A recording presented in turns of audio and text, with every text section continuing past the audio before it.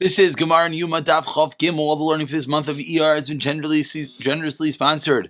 The Schos for Shlema for Rivka Bas Basheva, as well as Schos for Shlema for Naftali Suyim and Mich Lester. The learning of the entire Chabura should be a tremendous Schos for their Refuah Shlema. As well, the learning should be a Schos Refuah Shlema for Sarah Baskela, who Baruch Hashem should be hopefully out of the hospital when this Shir on Tuesday happens. And finally, we'd like to dedicate the Shir as a Schos for Nechama, for all the families that lost children, husbands, the past, in Meron, and specifically to Yisachar Dov Berish ben Shleima, whose brother was one of the first members of this Daf Yomi Chabura. He and his entire family should have a tremendous nechama, and the learning of the entire Chabura should be a tremendous chos for the neshama of the nifter. Finally, our Chayla men beveg Chaim V'zar Shalom Tzivim Reitz Azar V'skinaz V'sim Z'chayv Zayir Zalman V'shem Zalman V'shem V'chana Shmuel Ben Tila Divinam V'chaim Reizon V'chayv V'smin V'brachos Tav Musa Dina Eid V'shem Mindas in Chatovia Ben Aviyah Fesha Stephen Fagel Vern V'chalisyon Huba Mechamendo Ben Mindol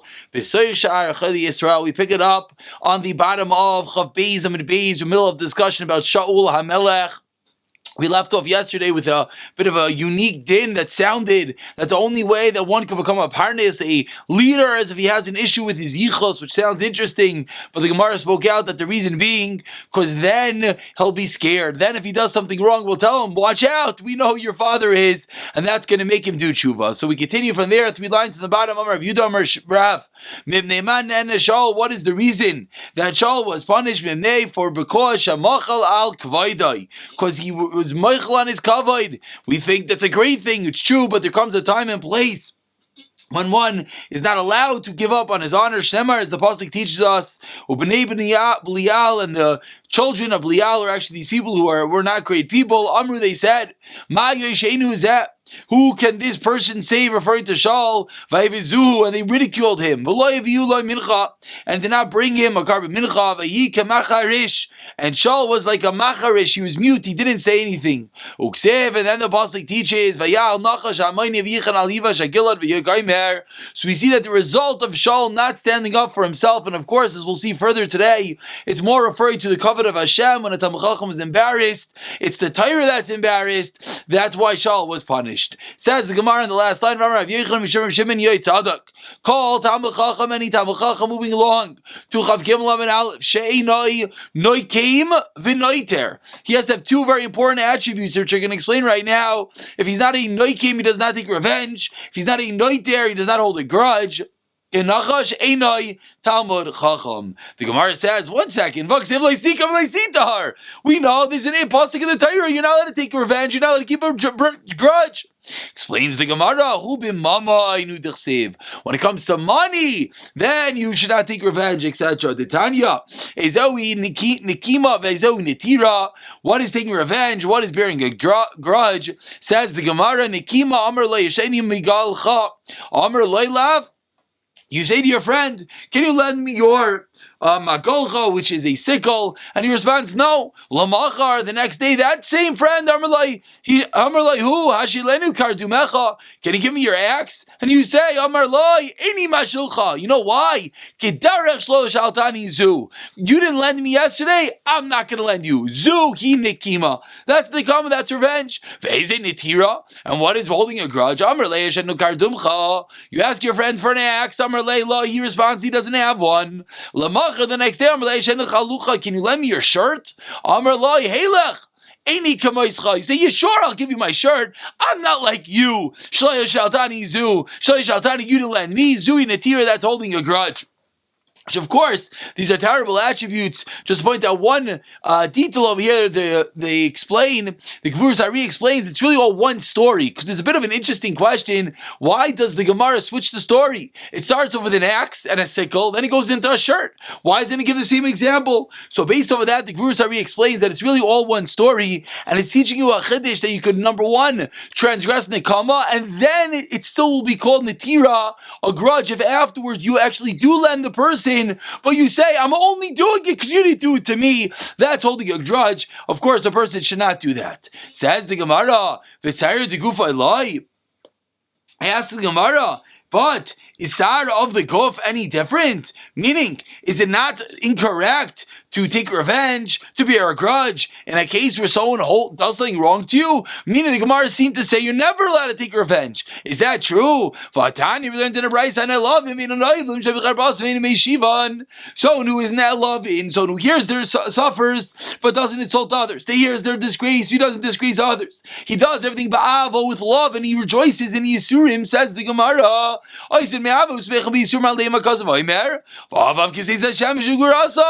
So what do we see? We see that in all stories it's good to be quiet. It's always good to not hold a grudge. So I asked the Gemara, so why did the Gemara previously say Shimini Yitzadak? A Talmid Chacham should take revenge. Again, we started off seemingly saying Talmid Chacham should take revenge. The Gemara is bothered. Why is that true? Explains the Gemara, La'ilam dinakilei belibe. What did Shimon ben Tzadok mean when he said that a Talmid Chacham should take revenge? He meant in his mind, in his heart, but he should never do anything on his own, of course. He should just let someone else take revenge for the honor of him, which is the honor of the Torah, and then he should remain silent and let it happen. And that's obviously the clearest indicator that's all for the Torah, meaning let's just play it out. If Ruvain is embarrassed, etc., Ruvain someone does something not nice to, and Ruvain's a massive Talmid Chacham, so Ruvain shouldn't just say, forget it, it's okay. Ruvain should in his heart hold a grudge, so that when another Talmud says, my Rebbe, he's being embarrassed, and he goes and he yells at the person who did something wrong, Ruvain will let it happen, because that is correct to show the honor for the Torah, the honor for Hashem. Says the Gemara, finishing up this part, V'amar Rava, says the Gemara, 1 second, Rava taught us you should always be Maver al Midaisav. Always let it go. Answers the Gemara, you know what that's referring to? When Rava said that if you're Maver al Midaisav, you get a kapara for all your aveiros. Says the Gemara, that's referring to when someone comes to apologize, then you should accept apology. Once they show that they feel bad, then you should move on. That is the sugya of nekama, the sugya of holding a grudge, and of course the incredible honor and the incredible kayach it has to be mavir al midaisav. We know the tremendous, we can even call it a school almost, the tremendous yeshuas that come, that when instead of a person answering, rather he holds back, he's mavir al midaisav. And from there, let's continue. We said in the Mishnah, how do you do the lottery? We said in the Mishnah, there was a time they were running up the ramp. We'll speak about this more in a few moments. And there was a tragedy. Someone was pushed off the ramp, so they made a lottery. And the Mishnah taught us, how do they make a lottery? Each kohen holds up 1 or 2 fingers. Ask the Gemara. I don't understand. If you can put up 2 fingers, of course you can put up 1 finger. So why did the Mishnah have to say they put up 1 or 2 fingers? Answers the Gemara, one is referring to a bari, a healthy person. He puts up 1 finger. But a chayla, sometimes he's so weak to even hold out 1 finger, and invariably a 2nd finger goes out. That's when the Mishnah says 2 fingers. I asked the Gemara, but we learned they only had to put out 1 finger and not 2. Explains the Gemara, like we just said, a chayla is allowed to put out even 2 fingers. Ask the Gemara further. Not ask. The Gemara Price explains, very important, something that I'm sure bothered us in the Mishnah. We'll speak out what potentially would have been the question and why it's not. But the Gemara now explains that the Yechidim we count 2 as 1. Really? Ask the Gemara. Vatani, we learned in the Brisa. We learned in the Brisa that you're not allowed to hold out the middle finger or the gaidel, the thumb, because of those that deceive. They try to get a double 2 fingers in, so you count them twice. But gaidel ain't bainim lai. So what does it seemingly say in the Brisa? Don't hold down the middle finger or your thumb, but if you did the middle finger, we count it. Sounds like we count it in addition to your regular finger. So it sounds like if you hold out 2 fingers, you count twice. And the Gemara continues. But the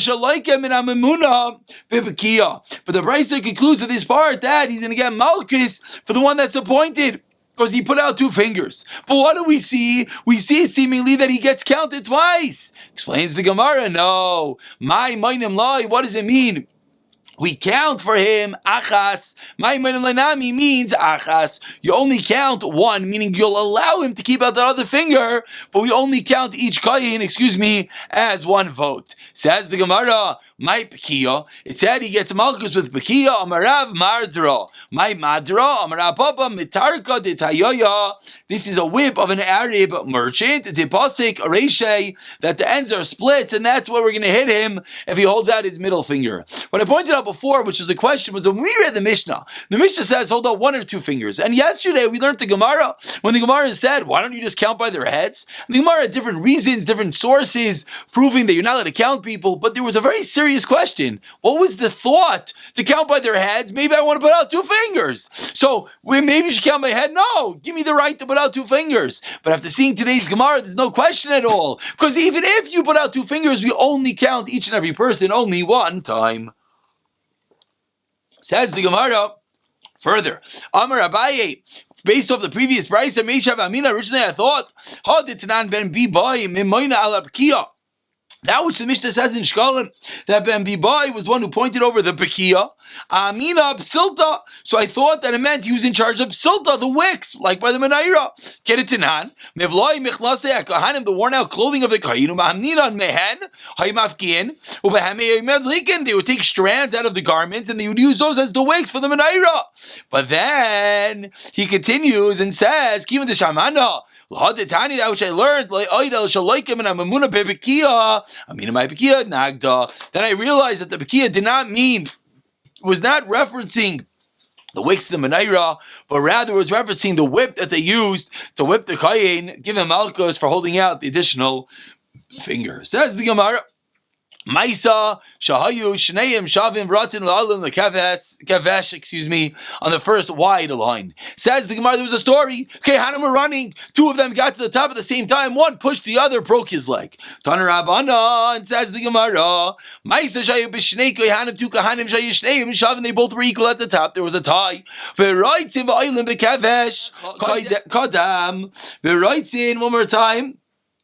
And they were running up the ramp. One of them got there first. Within the 4 amos of the Mizbech before his friend did. He stabbed the other Kayin because he wanted to win. Rebbe got up in the steps of the Ulam. Shimu, listen. It says in the Torah that if you find a corpse on the a corpse, ba'adam on the land, the elders and the judges go out, anu, and they go out. That's egla rufa, anu. So he got up and he screamed, Rav Tzadok, anu as al mila havi egla rufa. We also have to bring in egla rufa. The kohen was killed, but is it ala ir, the whole city, or ala azaris, all the azaris? Go kolam b'vchia, the entire nation started crying out. So came the father of the boy, the kohen that was stabbed. And he found him that he was still moving around on the floor. Amar, so said the father, he said, this is your kapara. Meaning the father was talking to this dying boy and saying, you got your kapara, you got stabbed, you got your kapara, so don't worry. But still the kid was trembling around, was shaking. Sakin, says the Gemara. But then he called down, he said he's still shaking. And the knife is not coming. Why? Because he didn't die yet. To teach you to hire his kalim. They cared more about the tahira, more than the bloodshed. They didn't say anything about this boy about to die. He was more concerned that the knife was about to come tamei. And similarly, we see we've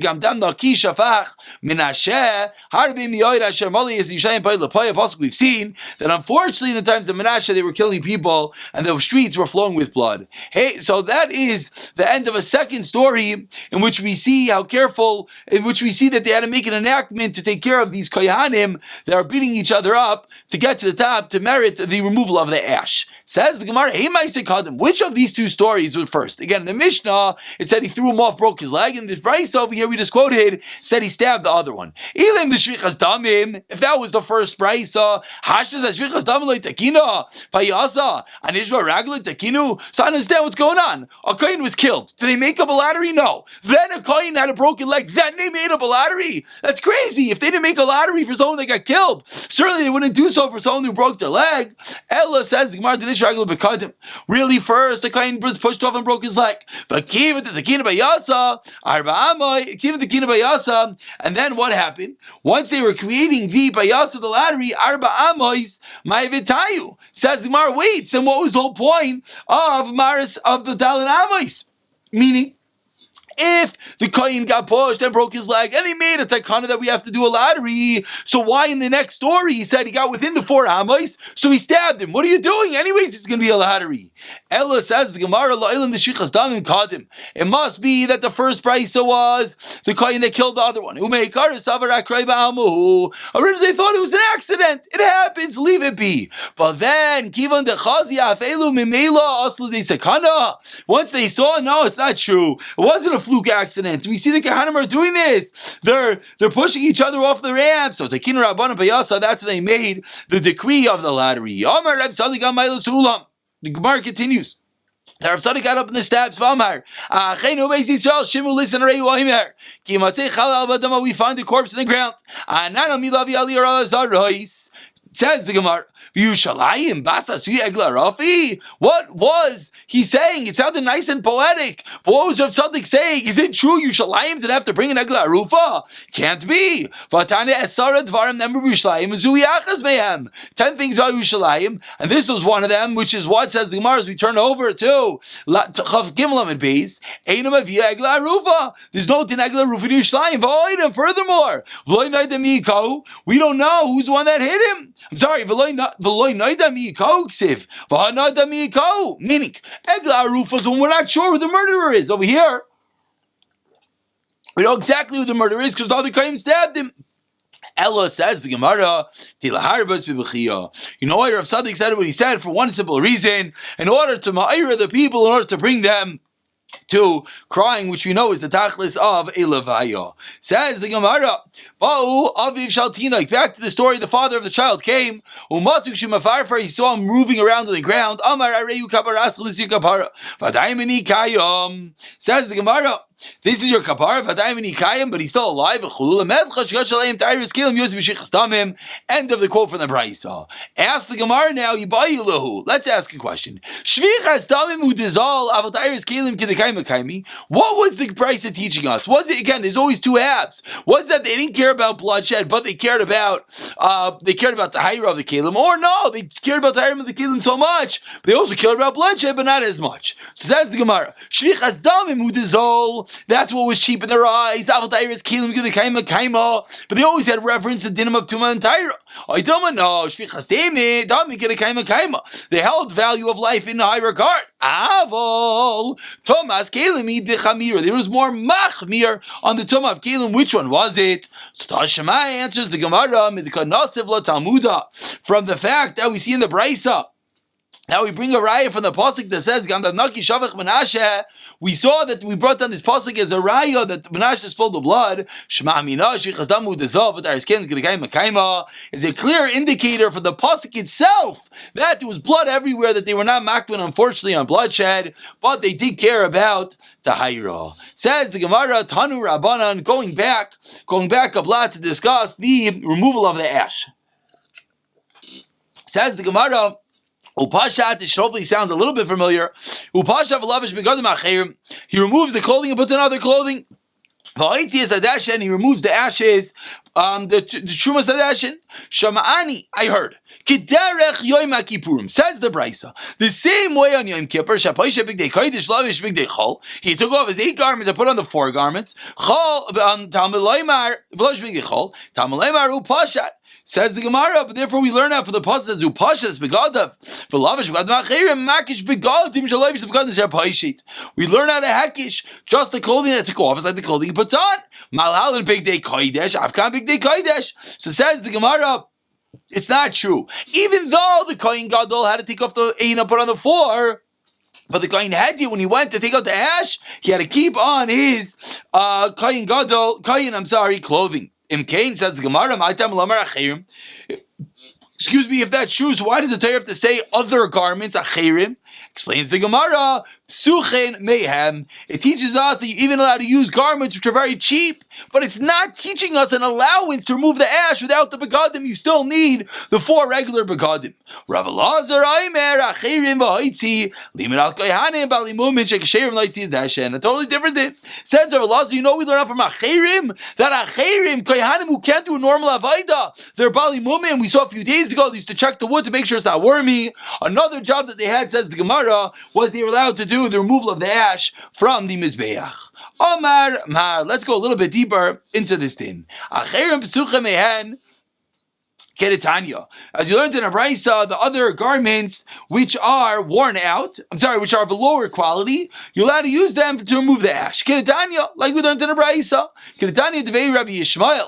The ton of Rabbi Yishmael begadim shebishal b'hem keter l'Rabbi. Lemzei kais l'Rabbi. The clothing that you wore to cook for the garment master, you don't wear it to serve the master. Meaning, we can't wear the same clothing to clean off the ashes, the clothing that we're going to use for the avodah. That was Rabbi Yishmael. Amar Reish Lakish, but says Reish Lakish, no way. Says Reish Lakish, kimachlekes b'yitzak, machlekes b'harama. Says Reish Lakish, just like we have a machlekes with regard to the removal of the ash, so too with regard to the separating of the ash. But Rabbi Yochanan Amar machlekes b'yitzak, b'harama divrei hakol avodah. That's the debate. Do we hold? Is everyone agreeing that the harama of the ash? Everyone agrees that is for sure called the avodah when you separate the ash, or no? Is there a full-fledged machlekes, both the separating and the removal of the ash? And of course, on our own, we could figure out the differences between the separating the ash and the total removal of them. My time of the Reish Lakish. Says the Gemara, where did Reish Lakish get to stay in Amar L'cha? He's going to answer you. If you're going to tell me the removal of the ash is an avodah, is it possible to the avodah wearing only 2 garments? Reish Lakish obviously is of the opinion you do not have to wear all 4 garments, just your pants and your shirt. For Rabbi Yochanan, no. It taught us about the shirt and the pants. And in truth, it's the same thing they had to wear their hat and their belt. And he learns out that just like these are made out of linen, which teaches us it has to be the proper fitting. What does that teach us? Rav Yochanan learns there can be nothing on before you put on the pants. The shirt has to be directly on your flesh. And Emar, Reish Lakish argues and he says, Midai kimidasai, midavki rachmana b'lashan midai. What is that? Teacher shlei davar kaidel l'michlasayim. Me'al b'sarai, not me'al b'sarai, nafka mina. I'm sorry, I read that wrong. Reish Lakish midai kimidasai, midavki rachmana b'lashan midai. Shaloi davar kaidel l'michlasayim, me'al b'sarai, nafka. That he learns out from al b'sarai. So that is the machlekes Rabbi Yochanan and Reish Lakish. And in truth, we're going to have to stop over here, because the next piece of Gemara, when the Gemara is going to try to assume and suggest that the machlekes Rabbi Yochanan and Reish Lakish, what the status of the removal of the ashes, is it considered an avodah or not? That machlekes Rabbi Yochanan and Reish Lakish, we're going to see is really a parallel machlekes named Ketanoi, and we'll pick up from there tomorrow.